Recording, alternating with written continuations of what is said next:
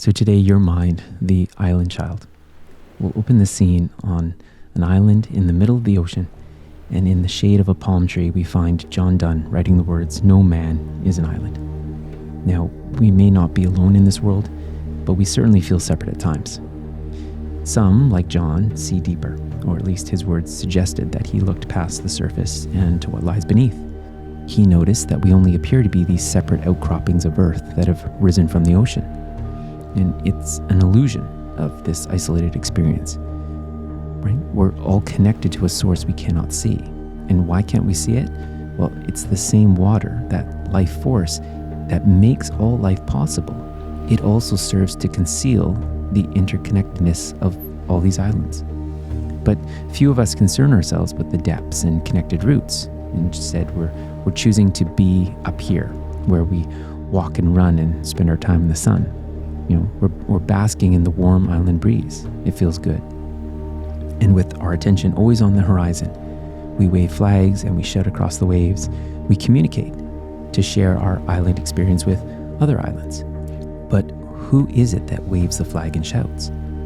Well, it turns out we're not on the island alone. We're here with mind. Mind is the island child, right? It's a little wild, ever curious, loud, playful, dramatic. Mind thrives on attention, almost like it needs our attention to exist. And poor us, having come to this paradise to enjoy its warm sands, tranquil beauty, but then stuck with mind as our only island mate. Oftentimes we're asked what's one book we would bring to an island with us. And many of us wisely choose a spiritual book of some sort, a meditation manual, the hope being that we can use the experience to learn and further develop our practice. But when you're sharing the island with mind, this immature, wild energy that's constantly wanting our attention, it's banging rocks and throwing coconuts to get noticed, it ends up being very hard to meditate with or without a manual. Now, we know deep down mind is not being bad. Mind is an island child doing what children do, is constantly testing our boundaries and learning. But should we reward its actions with our attention, attending to the squeaky wheel, as it were? If we do, we're reinforcing mind's relevance to awareness, and this becomes its survival technique. Or do we ignore mind? Or is that even possible when we're sharing such close quarters? Which leaves us confronted with a dilemma. Do we try to control, or do we just observe mind? Now, I expect that meditation manual you brought with you says observe and accept mind. But your lived experience says fix it, change it, control it, or there will be no peace at all. And you want peace. You want the mind to behave because you want to sit cross-legged in the sand and drift into bliss. But instead, mind is throwing coconuts at your head. And of course, you want peace for all the right reasons. That peace will allow you to study the manual and learn and grow as a person so that you can have a better relationship with mind. But mind won't allow you the time to do that, so you're stuck. So what do? This is a dilemma, and I can't tell you what to do, but I can pose this question for reflection. Who else is being bothered by your island's mind?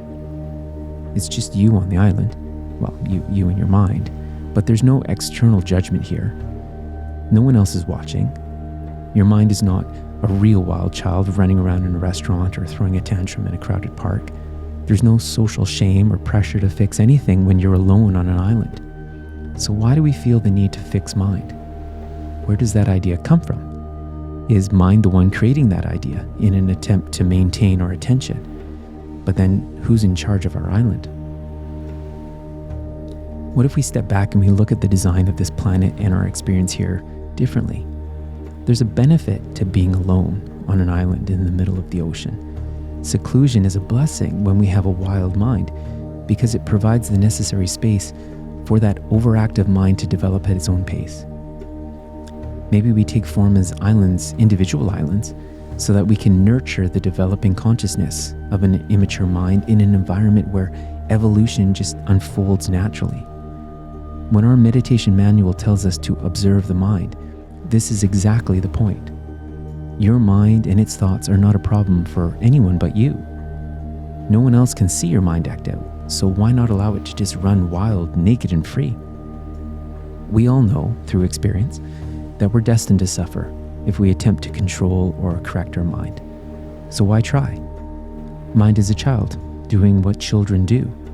And a child's development can't be rushed, only fostered through positive examples from a role model. And that's our responsibility as caregivers, to lead by example. Not to set rules that benefit us and then attempt to enforce those rules with an iron fist. If our actions come from a place of personal desire, a child learning from us will just mimic our self-centered behavior and continue to put its own desires first. Instead, we lead by example and patiently observe. And this is not an external observation, not focusing on the wild actions of mind, but an internal observation, watching how we respond when mind acts its age. We, as the mature ones, must watch our desire to fix it and control it. As the role model, we demonstrate that our impulses can rise and fall like the tide. We don't need to address every feeling that arises. It's enough to just observe. So relax into the sand, knowing that your island is not broken, your mind is not really misbehaving. Everything is perfectly evolving. And it's an amazing and humbling realization that we are here, having been given an island and the opportunity to care for the evolving consciousness itself.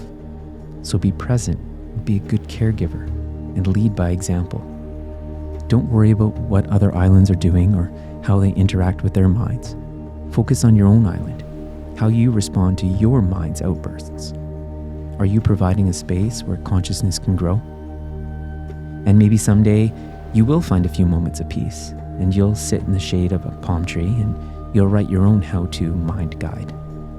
Finding myself on an island paradise, watching a wild child mind, letting them grow in their own time, loving them, trusting them, observing my own urge to measure and fix and control them, and instead choosing loving patience, choosing to be a role model, not a ruler.